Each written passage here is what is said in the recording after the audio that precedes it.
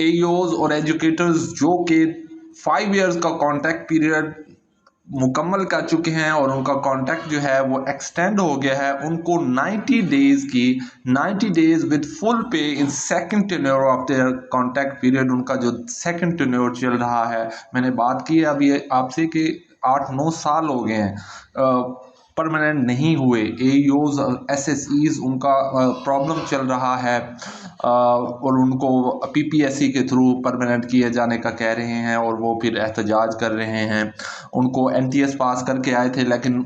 यानी वो एक अलग सा एक इशू है, उसके बारे में किसी और वीडियो में हम बात करेंगे। तो उनका सेकंड टेन्योर चल रहा है और खुशखबरी की बात यह है कि अब government of Punjab school education department ने जो है तमाम सीईओज को मरासला जारी कर दिया है, नोटिफिकेशन जारी कर दिया है कि जो जो